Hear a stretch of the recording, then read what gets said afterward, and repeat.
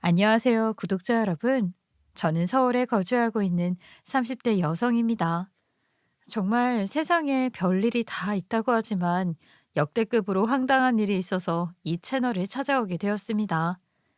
결혼을 준비하면서 싸움도 많이 나고 중간에 파혼도 하고 한다고들 하는데 차라리 파혼이 낫겠다는 생각이 절로 드는 밤이네요.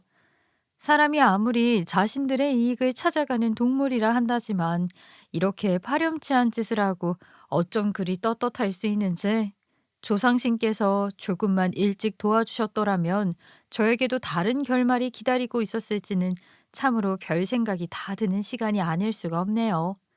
그전까지는 그냥 그런가 보다.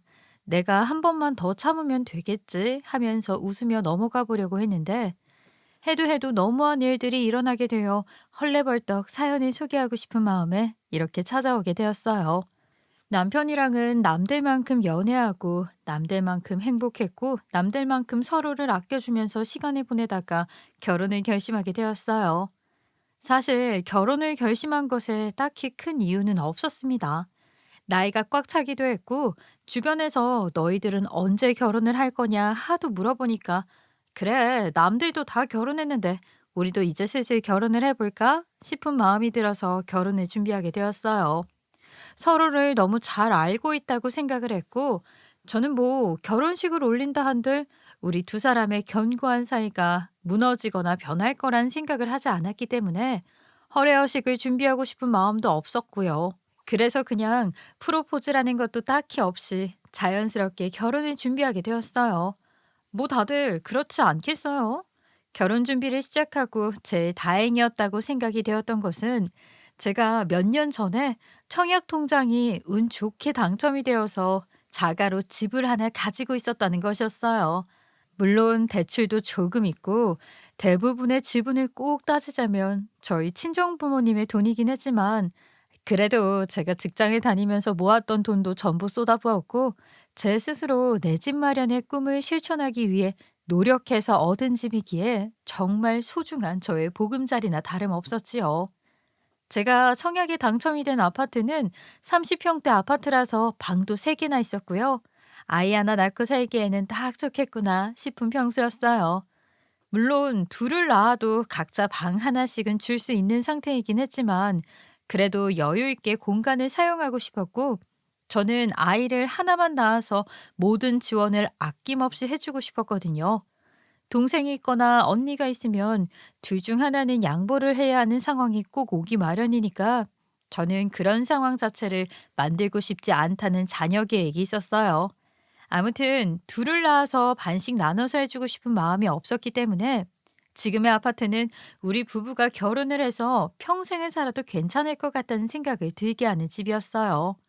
일단 저랑 남편은 집이 해결된 것이나 마찬가지였으니까 결혼 준비를 하면서 꽤 많은 문제에 골머리를 앓을 필요도 없었고 당연히 싸우거나 다툴 이유도 없다고 생각을 하면서 준비를 시작하게 되었는데 시댁의 입장은 확실히 다르긴 다르더라고요. 양가가 모여서 결혼식 날짜에 대한 이야기를 나누기 위해 상견례를 진행하게 되었는데 그 어려운 자리에서 저는 시댁 사람들이 그렇게 쉽게 당당하게 요구라는 것을 할 줄 몰랐죠.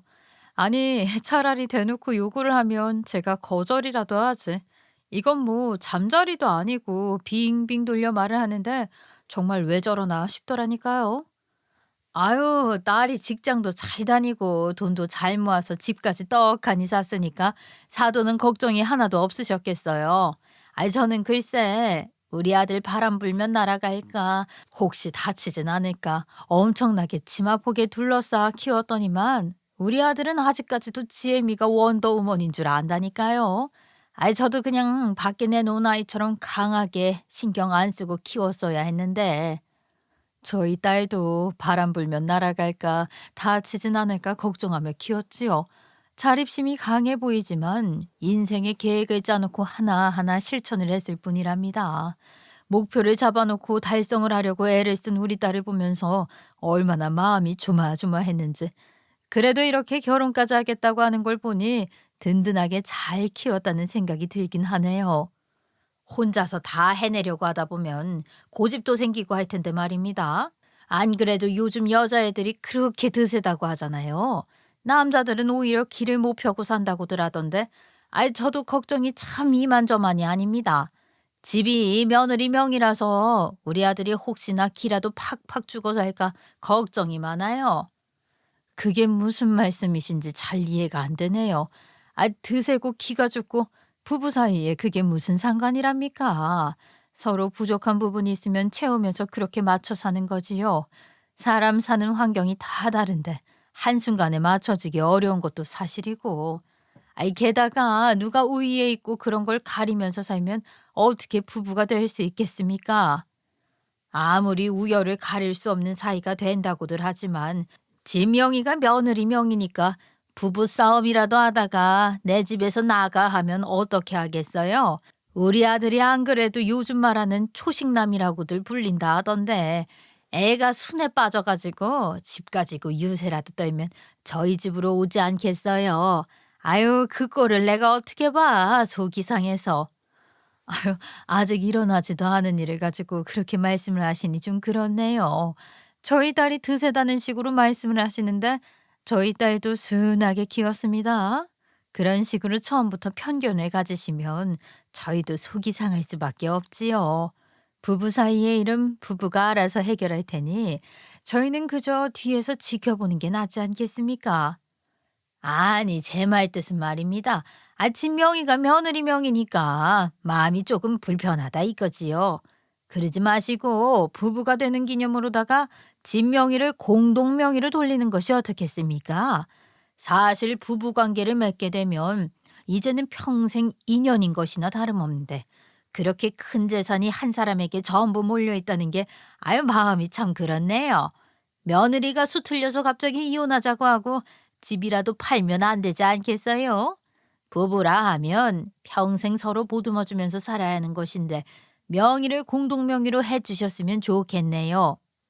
예? 아니, 그 집을 왜 공동명의로 돌립니까? 사위의 돈이 한 푼이라도 들어갔다면 제가 고민이라도 해보겠지만 그런 것도 아니었고요. 청약도 우리 딸 이름으로 된 것이고 우리 딸이 사위를 만나기 전부터 혼자 살고 있던 집인데 그걸 왜 공동명의로 해달라고 하시는지 이해가 되지 않네요. 여태까지는 우리 아들을 만나기 전의 일이었으니까 저는 모르겠고요. 이제 결혼도 하는데 네 재산 내 재산 나누는 것도 웃기지 않겠습니까? 저희 아들이 지금 타고 다니는 차도 공동명의로 돌릴 테니 그 집도 공동명의로 돌렸으면 좋겠네요. 우리 아들이 기는 펴고 살아야 하지 않겠어요? 차값이 얼마나 한다고 집이랑 비교를 합니까? 아이, 거기다가 공동 명의로 돌리려면 세금도 따로 내야 하는데 그 비용은 어떻게 하겠어요? 어차피 부부 사이로 엮이는 것인데 누구 명의면 어떻고 저희 딸을 너무 오해하고 계시는 것 같습니다.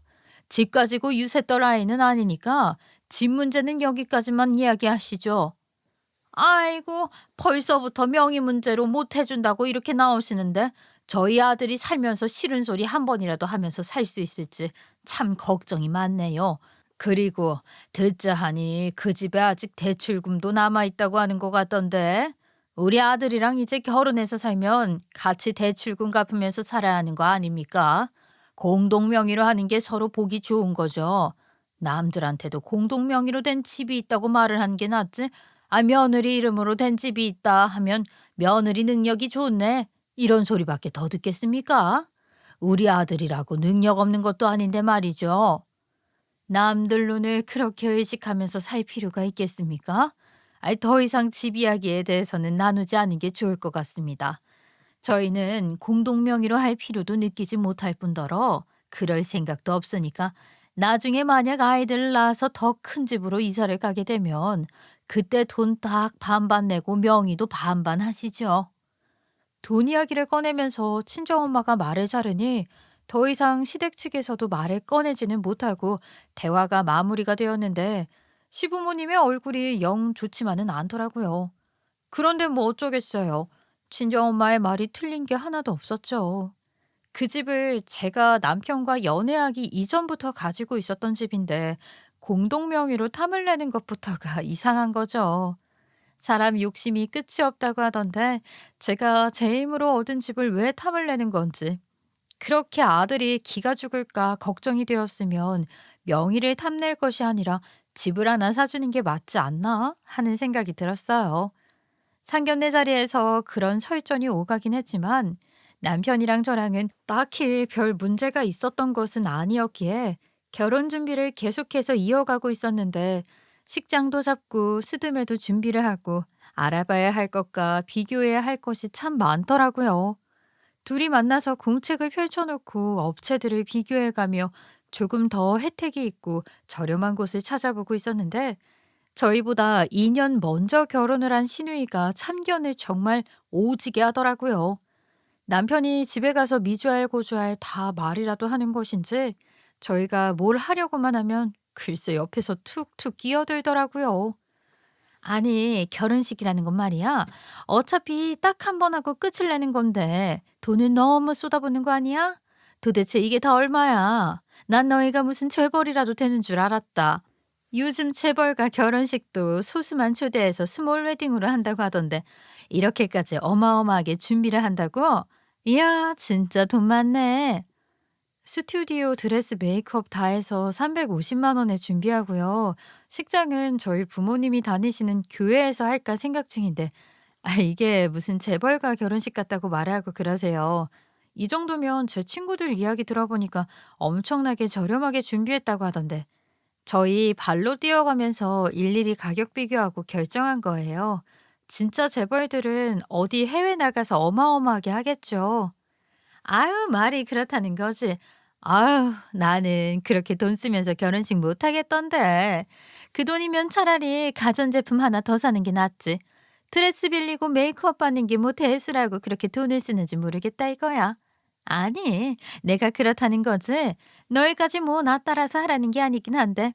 내가 보기에는 이런 게 전부 사치 아니겠어? 결혼식 당일에 어차피 신부 얼굴 뭐 기억이나 한다고. 그냥 뷔페가 맛있었냐, 맛없었냐, 그것만 기억하지. 결혼식이라는 거 진짜 쓸데없는 일이다. 몸이나 피곤하지. 하도 그렇게 말을 하면서 결혼식 준비에 시비를 걸길래 왜 그러나 했더니만 우리 신우 사고를 쳐서 결혼을 하는 바람에 결혼식을 올리지 않았다고 하더라고요. 신우가 사고를 쳤을 시기만 따지고 보면 저랑 남편이랑 연애를 하기 이전의 상황인지라 저는 전혀 모르고 있었어요. 저랑 남편이랑 연애를 시작했을 땐 이미 신우가 결혼을 한 다음이어서 저는 신우가 결혼식을 잘 올린 줄 알고 있었죠. 제가 남편이랑 결혼식 준비를 하는 내내 참견을 하도 많이 하길래 해봐서 아는 건 줄 알았어요. 그런데 그게 전혀 아니었던 것이었어요.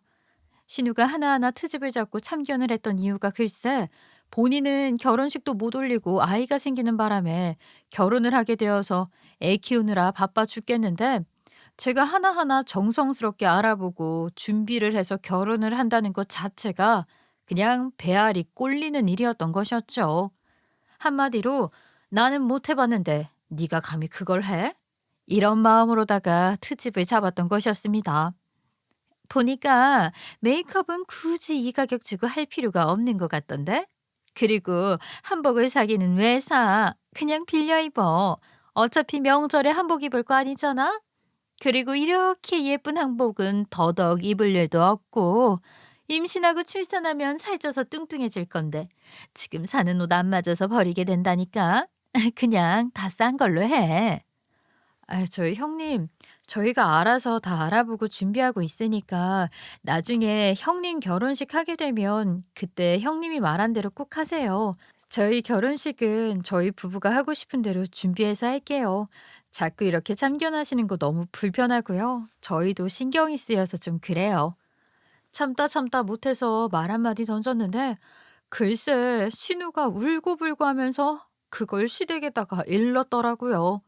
자기는 애를 낳고 결혼식도 못 올리고 혼인신고만 해서 같이 살고 있는데 제가 일부러 그런 소리 한 게 틀림없다고 자기한테 상처를 주고 싶어서 안달난 사람처럼 굴었다고요.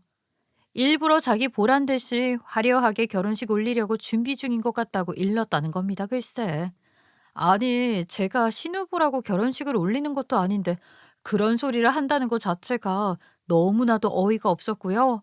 더 억울한 건 화려하게 준비하고 있는 게 하나도 없었다는 것이었죠.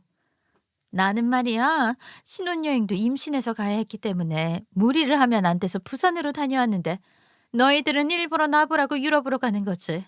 나도 유럽으로 가고 싶었는데 내가 내 동생한테도 말을 했는데 어떻게 너희들이 쏙 유럽으로 신혼여행을 갈 수가 있어?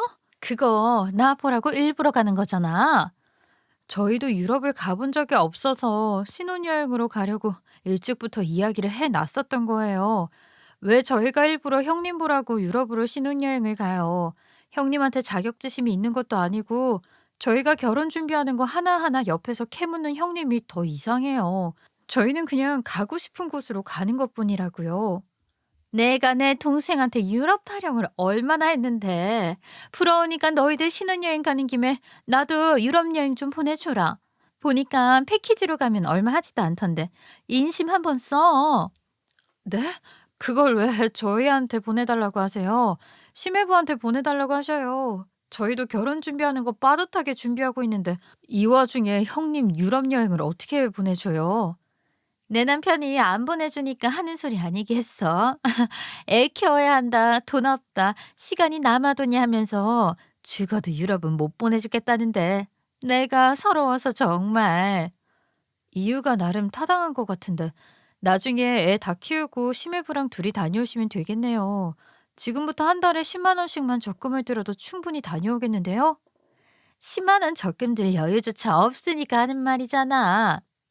그러지 말고 나도 좀 보내주라. 너희들만 즐거운 거에서 되겠어? 아우 나도 유럽 가고 싶단 말이야. 나도 보내달라고. 심해부가 보내주지도 않는 유럽 여행을 제가 왜 보내줘야 하는 건지 정말 어이가 없더라고요. 그런데 더 황당한 사실은 남편이 옆에서 아무 소리도 안 하고 가만히 구경만 하고 있었다는 것이었어요. 지 누나가 옆에서 말도 안 되는 생떼를 쓰고 있으면 말리는 신용이라도 해야 하는 거 아닌가요? 제가 오죽하면 기분이 팍 상해버려서 남편의 옆구리를 계속해서 찔러댔다니까요.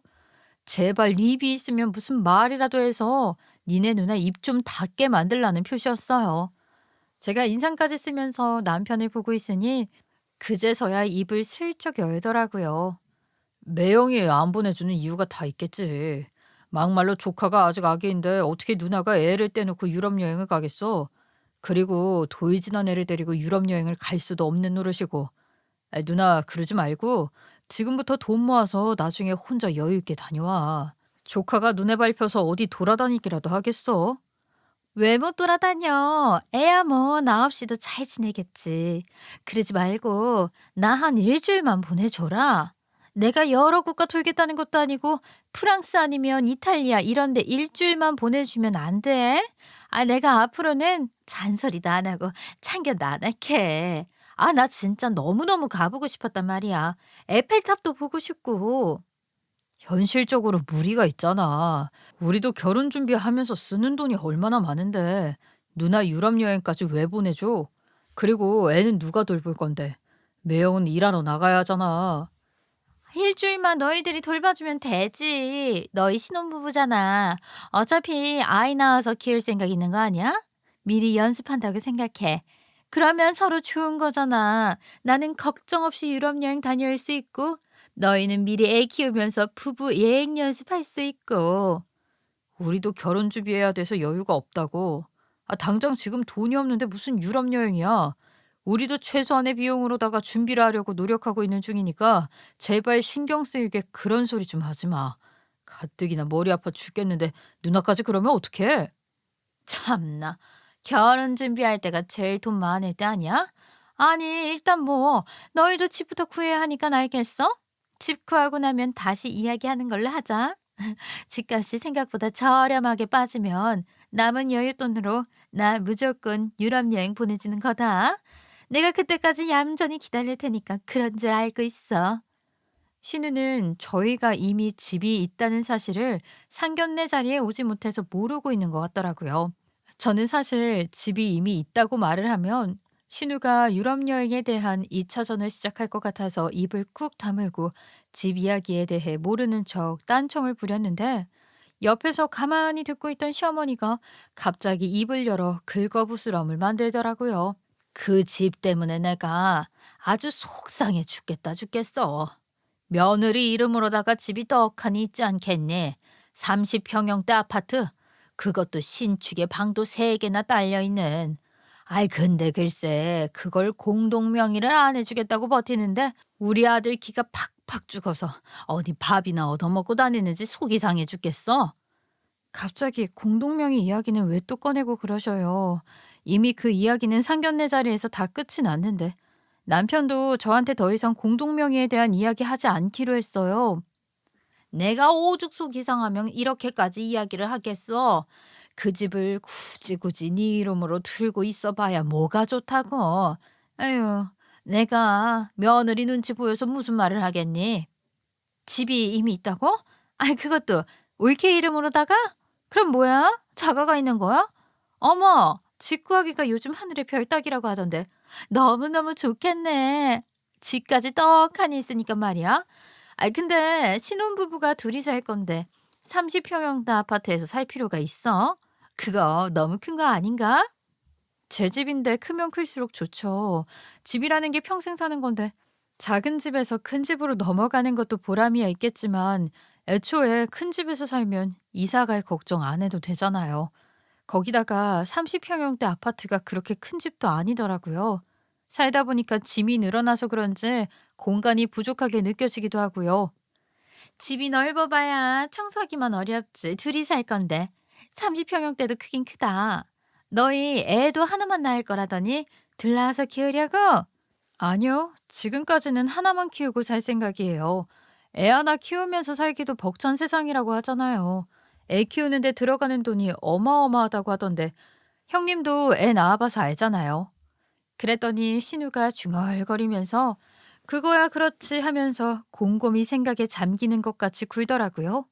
아무튼 그날 시댁에서 밥을 먹자고 해서 간 자리였는데 밥을 입으로 먹는 건지 코로 먹는 건지 유럽 여행 타령에 공동명의 이야기까지 나오면서 아주 골칫거리만 늘어난 기분이었어요. 근데 남편이 글쎄 이후에 신우에게 시달리기라도 한 건지 저에게 말도 안 되는 소리를 하더라고요.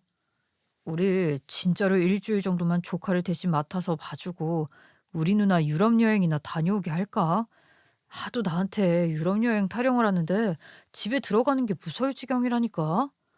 무슨 말도 안 되는 소리를 하고 있어. 돈도 돈이지만 시조카를 왜 우리가 봐줘? 시부모님도 떡하니 계신데 우리가 애를 낳는 것부터가 이상한 거지. 결혼도 안 했는데 미리부터 무슨 예행 연습이야. 나중에 닥치면 다 하게 되어 있는데 절대로 싫으니까 말도 꺼내지 마. 에이, 우리 돈으로 유럽 여행까지 보내주는 건데 조카까지 봐준다고 생각해봐. 우리 누나한테 점수 아주 톡톡히 날 거 아니야. 우리 누나 성격이 괴팍해서 점수 따기 엄청나게 어려운 사람이라니까. 대신에 우리 누나한테 잘 보이면 말이야. 누나가 세상 끝까지 우리 편 들어줄걸. 든든한 아군이 생기는 건데 얼마나 좋아. 뭐라고? 우리 돈으로 왜 유럽 여행을 보내주냐고. 너 네 돈 써서 유럽에 보내주기만 해봐. 아주 너 죽고 나 사는 거야. 절대로 반대니까 그런 짓 하지 마. 내가 돈이 어디 있어서 유럽을 보내주겠어. 아이 나 돈 없는 거 잘 알잖아. 그렇게 말을 하면서 제 눈치를 보는데 진짜 기가 막히더라고요. 사실 제가 남편보다 연봉이 조금 더 높은 회사에 다니고 있었거든요. 근데 여러분, 남편이 저보다 돈도 못 벌어, 집도 없어. 그러면 저한테 알아서 기어야 하는 거 아니겠어요? 도대체 무슨 배짱으로 저러는 건지 이해가 되질 않더라고요. 거기다가 자기가 무슨 돈이 있어서 유럽을 보내주냐는 소리를 하다니, 그럼 제 돈으로 신우 유럽 여행을 보내주자는 소리밖에 더 되겠냐고요. 제가 기가 차서 남편한테 이건 아닌 것 같다. 너랑은 말이 안 통한다. 이런 식으로 할 거면 결혼을 다시 생각해보자. 말을 했더니만 그제서야 화들짝 놀라면서 농담으로 한 말인데 왜 그렇게 정색을 하냐고 그러더라고요. 누가 저걸 농담으로 하고 농담으로 듣겠어요. 너무 열이 받으니까 콧김이 뿜어져 나올 것 같더라고요. 대화가 계속 돌고 돌아 제자리로 돌아오니까 더 이상은 안 되겠다 싶어서 그냥 그 자리를 피하는 게 낫겠다 싶었죠. 청약으로 당첨이 되어 제가 꽤 오랜 시간 살고 있었던 제 집이긴 했지만 제가 살고 있었던 곳에서 이제 신혼집으로 탈바꿈이 되어야 하지 않겠어요? 혼자 사는 집이랑 부부가 사는 집은 엄연히 공간부터 달라져야 하니까요. 혼자 쓰던 짐 처분할 거 하고 잠시 친정에서 지내면서 집 도배를 새로 하기로 결정을 내렸죠. 도배지를 고르러 가기로 한 날 정말 황당하게도 신우가 따라오더라고요. 도대체 우리 집 도배를 하는데 신우가 왜 따라오는 건지 모르겠지만 옆에서 또 오지게 참견을 하더라고요. 벽지는 말이야, 너무 흰색보다는 살짝 회색이 섞인 게 낫지 않겠어? 아니, 방은 핑크색으로 도배를 하는 게 좋지. 화려하게 해놔야 딸이든 아들이든 정서적으로 좋다니까. 저는 모든 방부터 시작해서 거실, 주방 할 거 없이 전부 흰색으로 할 건데요. 그래야 집도 더 넓어 보이고 가구라든지 가전들 배치하기도 좋고요. 어머, 올케가 뭘 몰라도 너무 모르네. 애 키워봐라. 흰색 하나도 소용없다. 낙서를 하고 난리를 치게 뻔한데 흰색 벽지를 어떻게 관리할 거야? 그건 뭐 따로 페인트칠을 하던가 하면서 관리하면 되죠. 제가 알아서 할 테니까 너무 참견하지 않아 주셨으면 좋겠어요. 제가 살 집인데 제가 벽지를 고르는 게 맞지 않을까요? 어머, 참 빡빡하게도 말을 한다. 그렇게 말을 해서 있는 정까지 싹 털리겠네. 그나저나 집이 정말 좋다. 어머, 이 방은 애들 있으면 딱이네. 이쪽 방은 옷방이나 애들 장난감 방 하면 딱이네. 안방 사이즈 너무 좋다. 청소하기가 딱 좋겠고 집 구조 너무 좋다. 이런 집은 얼마나 해? 글쎄요. 지금 시세는 좀 올랐을 텐데 청약돼서 들어온 거라 비싸게는 안 줬어요. 형님도 그러지 말고 청약 통장 잘 가지고 있어요. 저야 뭐 운 좋게 서울권으로 얻게 되긴 했지만 형님은 사실 조금 지방으로 내려가도 괜찮지 않아요? 그것도 뭐 잔금 치러야 하는데 그럴 돈이 있어야 말이지. 아유, 올케는 운도 좋다. 인생도 탄탄대로라서 너무 부러워. 집 구경하니깐 더 실감이 나네. 나는 말이야, 사고 쳐서 결혼해서 돈도 없이 시작하고 결혼식도 못 올렸잖아. 거기다가 딸 낳았다고 시댁에서 엄청나게 구박도 받았고 지금까지 아들 타령하면서 잔소리를 해댄다니까. 아휴, 집도 없어서 월세로 살고 있는데 월세 나가는 게 어마어마하더라. 청약 통장 나도 하나 만들걸. 나 돈 없어서 지난번에 청약 통장 해지했거든. 그러면서 저한테 돈이 여유가 안 되니까 청약 통장 하나 만들기 어렵다. 신세한탄을 오지게 하더라고요. 저한테 너는 어떻게 그리 돈을 모았냐고 물어보는데 직장 생활하면서 모았죠 뭐. 우리 신우는 결혼 전에도 아르바이트만 하러 다니고 그것도 3개월 이상 해본 일이 없다고 하더라고요. 직장도 딱히 없었던 사람이 무슨 돈을 모을 수 있었겠어요. 당연히 저랑 출발 자체가 다른 선상에 있었는데 모은 돈도 차이가 날 수밖에 없고 시간이 지나면 지날수록 그 격차가 더 벌어지기만 했죠. 시댁에서는 이제 결혼식이 얼마 남지 않았으니까 혼인신고를 미리 하라는 식으로 슬쩍 이야기를 꺼내시더라고요. 아무래도 신혼부부들을 위한 특혜 같은 것이 이리저리 널려 있으니까 그런 혜택을 받을 수 있을 때 받아라. 그런 의미였던 것 같은데 대부분 신혼부부 혜택은 집 대출이랑 관련된 것들이 많아서 이미 집이 있는 저에게는 별 메리트가 있는 게 아니었어요. 그래서 그냥 시큰둥하게 대답을 했는데 혼인신고를 해서 비행기를 타는 게 좋지 않겠냐. 마일리지를 합쳐라 하면서 신우이가 또 아는 척을 하면서 끼어들길래 알아서 하겠다고 새침하게 대답을 했죠. 그런데 시댁에서 이 이야기를 몇 번이나 꺼내시는 겁니다. 어차피 결혼식이 코앞인데 혼인신고를 미룰 필요가 있냐? 하루라도 빨리 해서 부부가 되라 하길래 잔소리를 듣고 싶지 않은 마당에 그냥 남편이랑 퇴근을 하고 구청에서 만나 혼인신고를 하기로 결정을 했어요. 정말 결혼 준비도 다 했고 날짜만 기다리고 있는데 왜 저렇게 재촉을 해대는지 알 수가 없었죠. 결혼식을 코앞에 두고 남편이랑 저랑은 청첩장을 돌리러 다니느라 정말 바빴거든요. 정말 결혼을 두 번은 못 하겠더라고요. 뭐 이렇게 일일이 인사를 해야 할 것도 많고 사람들에게 챙겨줘야 할 것도 많은 건지 하루가 어떻게 흘러가는지도 모르게 시간이 지나가는데요. 저희는 또 직장인이다 보니까 시간이 너무나도 한정적이더라고요. 남편이랑 저랑 둘 다 발에 땀이 나게 청첩장을 돌리고 밥을 사고 주변에서 축하 인사해 주는 것도 일일이 답장을 해야 하고 솔직한 말로 결혼을 한다고 하니까 제 친구들은 제가 좀 아깝다고 하고요. 남편 친구들은 마누라 잘 얻어서 장가 간다고 했다고 하더라고요. 제가 또 전문직에 있다 보니까 정년도 길고 돈도 꽤 잘 벌었으니까요. 시댁에서는 근데 이것조차도 별로 마음에 들어하지 않았어요. 여자가 적당히 벌면 됐지. 뭐 그렇게 벌어? 아니 남편보다 많이 벌어서는 안 되는 법이야. 우리 아들 아주 기를 팍팍 죽이겠어. 절대로 우리 아들 돈 가지고 기죽이지 말어라. 우리 아들 하고 싶은 거 다 하고 살게 옆에서 적당히 내줘도 해주고 그래야 하는 법이야. 그게 여자가 할 일이다. 알겠지?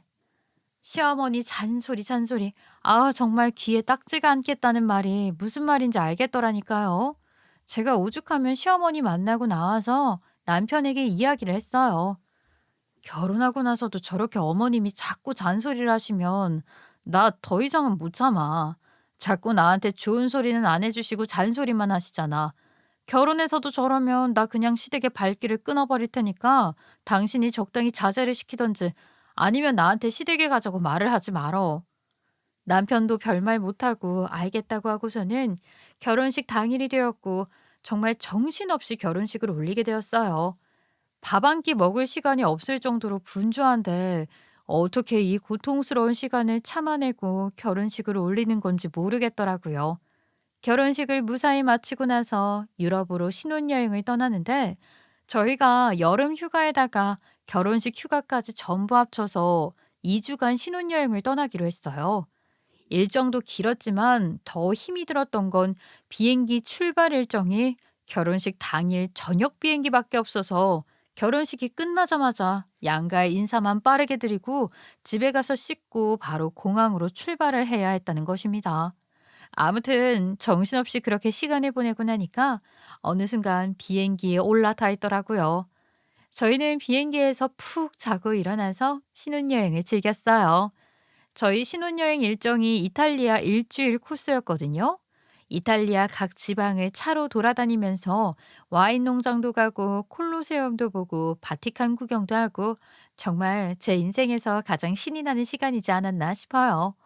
그렇게 일주일을 불태우고 서울에 도착을 했는데 도착하자마자 마치 기다렸다는 듯이 시어머니에게 연락이 도착했어요. 원래 신혼여행을 다녀오면 말이다. 첫날은 무조건 시댁에서 자는 거야. 그러니까 지금 당장 짐을 다 들고 우리 집으로 와서 자고 가라. 신혼여행에서 뭐하고 놀았는지 이야기도 좀 듣고 싶고. 아이 그리고 선물 같은 건 다 챙겨와겠지? 나눌 거 다 나눠주고 가렴. 저희가 지금 막 도착을 해서요. 너무 피곤하니까 저희 신혼집에서 여독을 좀 풀고 내일 가서 인사를 드리는 게 좋을 것 같아요. 저희 비행도 장시간 동안 해서 꼬질꼬질해요. 무슨 소리를 하는 거니? 당연히 우리 집으로 와야지. 시댁에 와서 씻으면 되니까 걱정하지 말고 와라. 무조건 오늘은 우리 집에서 자야 하는 거야. 빨리 택시 타고 와. 그렇게 박박 우기는데 너무 짜증이 났죠. 일단 신혼집에서 쉬고 내일 가겠다고 말을 했더니만 시어머니가 버럭하는 거예요.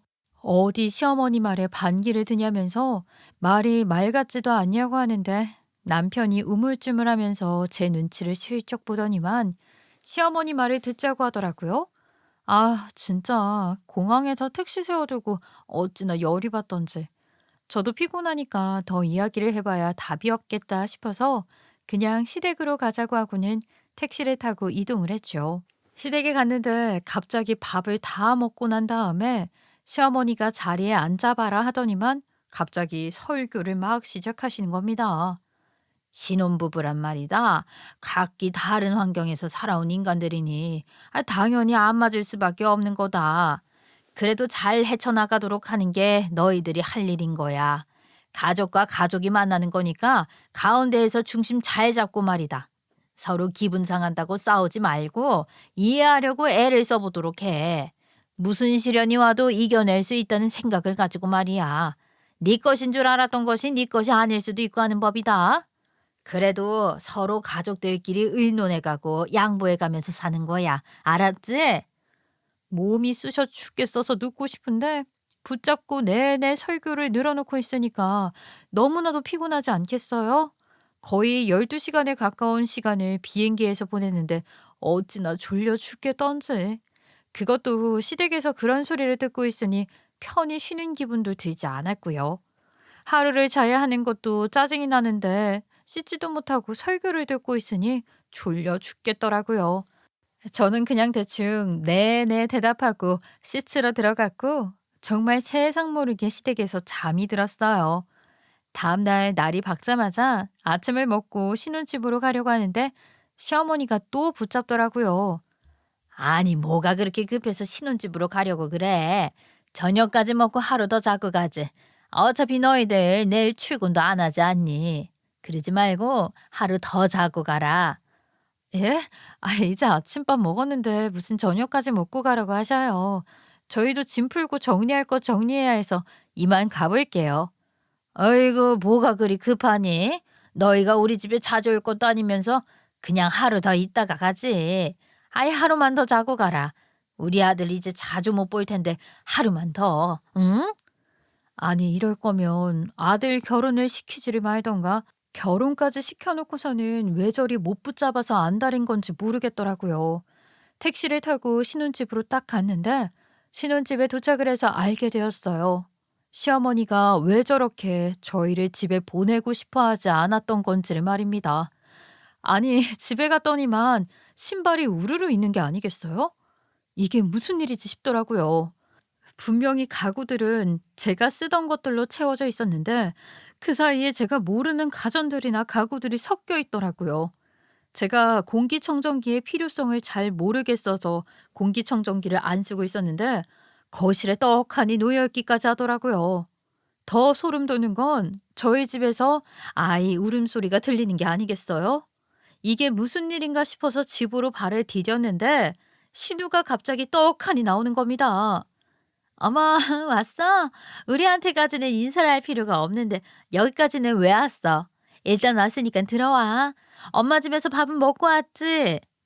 이게 다 무슨 소리인지 모르겠네요. 저희 집에 저희가 온 건데 형님이 왜 나와요?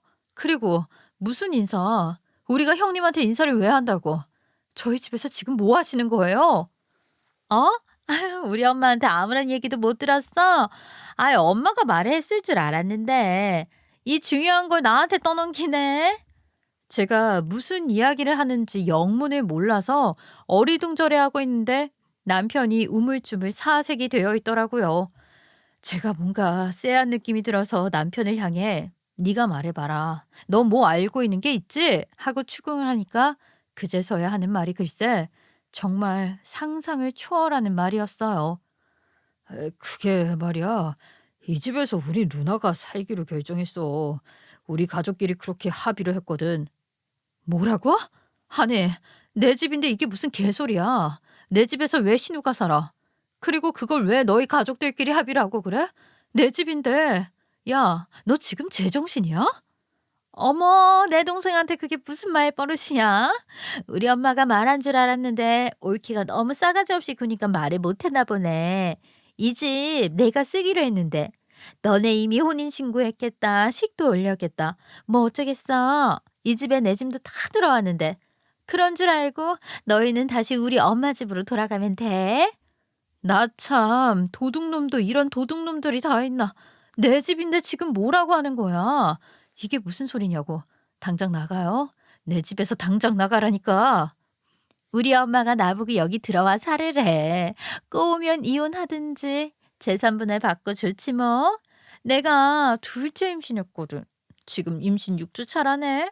둘째까지 생겼는데 어떻게 단칸방에서 살겠어. 너네는 신혼부부잖아. 원룸에서 살아도 되잖아. 거기서 살다가 우리가 돈 모으면 나갈게. 돈이 모아지려나 모르겠지만 애가 둘인데 단칸방에서는 못 살지. 여기 우리 첫째 방, 여기 우리 둘째 방 이렇게 하면 딱이지 않겠어?" 제가 기가 막혀서 정말 말이 나오지 않아서 허 하고 웃으니까 신우가 그러더라고요. "서로 좋자고 하는 일이니까 올케가 양보 좀 해. 이 집이 뭐 도망가? 잠깐 쓰고 돌려줄게." 라고요. 그게 말인가요? 방구인가요? 제가 시어머니한테 그 자리에서 바로 전화를 걸어서 화를 냈죠.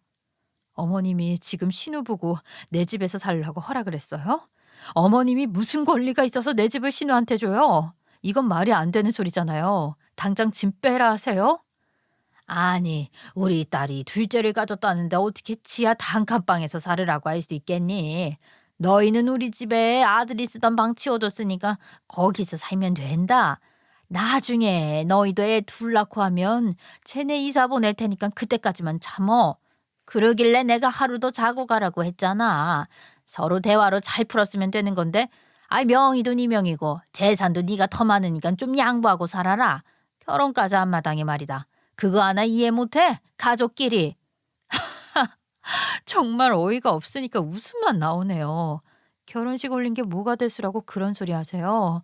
저희 부부 아직 혼인신고도 안 한 남인데? 이참에 그냥 없던 일로 하죠. 신혼여행은 잘 갔다 왔다 생각하면 되니까요. 그렇게 끔찍한 아드님 반품시킬 테니까 잘 받으세요. 뭐? 혼인신고를 안 했다고? 아니, 너희 혼인신고하러 갔잖아. 내가 우리 아들이 구청까지 간다고 한 거 확인했는데 혼인신고를 왜 안 했단 말이냐?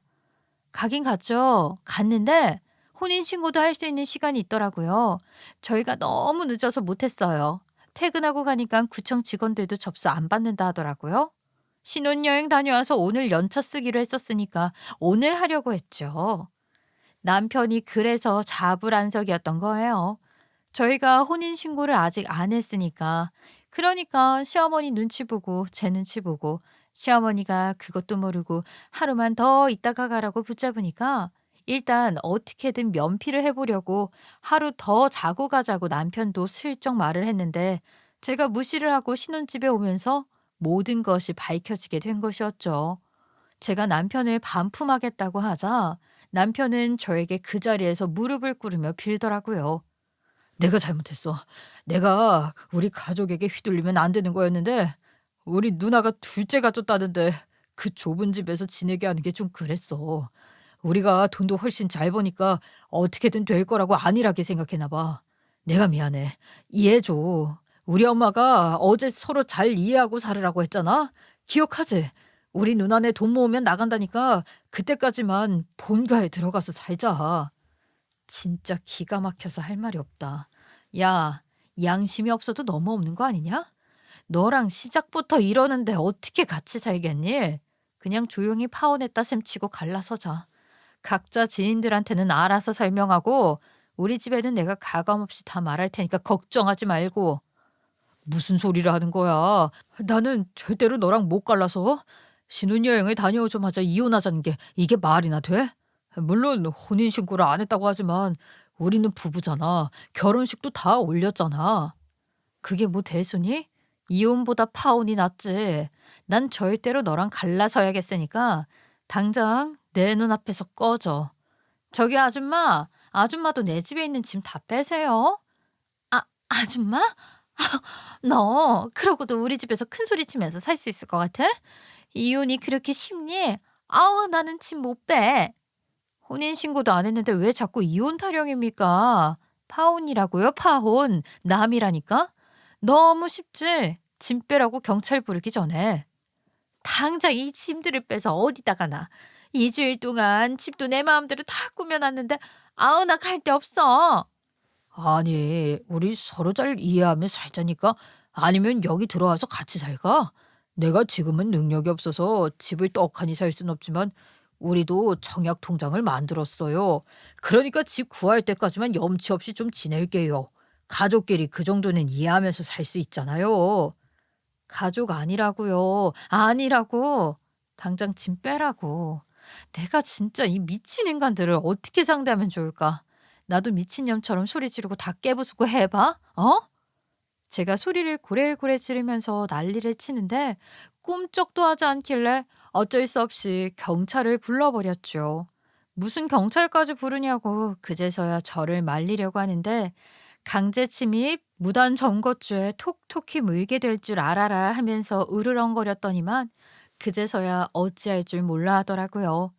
제 명의 100%로 되어 있는 집이니까 당연히 고소도 성립하지 않겠어요? 제가 고소할 거란 생각을 하진 못했는지 버티고 버티더라고요. 저는 그들에게 딱 하루 주겠다고 짐 빼라고 시댁으로 들어가든지 알아서 하라고 경고를 날렸죠. 그리고는 저도 일단은 자리를 펴고 싶은 마음에 친정으로 갔어요. 그런데 그날 저녁에 친정으로 시부모와 남편까지 찾아와서는 대뜸 화를 내는 게 아니겠어요?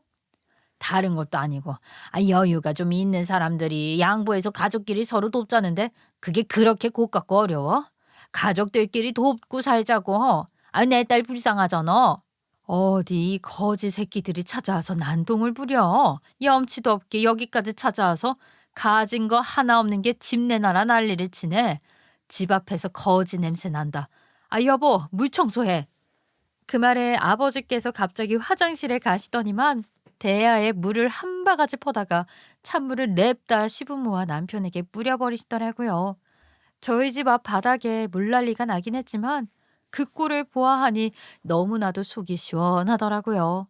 당장 꺼지라고 소리를 지르고 혼인신고 안 한 게 신의 한 수라고 조상님이 도우신 거라고 그랬어요. 물세례까지 맞은 시댁 식구들은 뭐 어쩌겠어요. 하다 안 되니까 남편 놈이 또다시 무릎을 꿇고서는 이혼은 안 된다고 울고불고 하는데 저희 친정엄마가 아버지께서 들고 있던 대야로 남편의 대갈통을 내리치셨습니다. 그 꼴을 본 시어머니는 눈가를 뒤집고 난리가 났고요.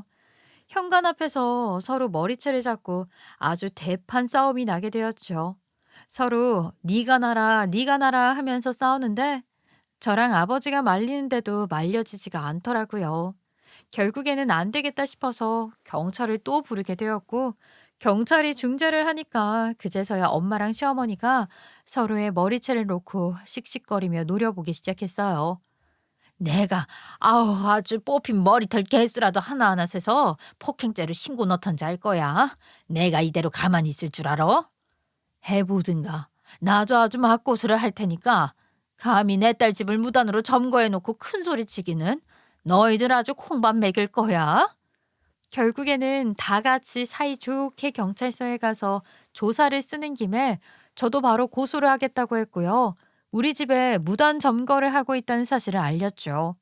다음날 당연히 바로 이삿짐을 못 옮기지 않겠어요? 지들이 무슨 수로 하루 만에 이사를 합니까?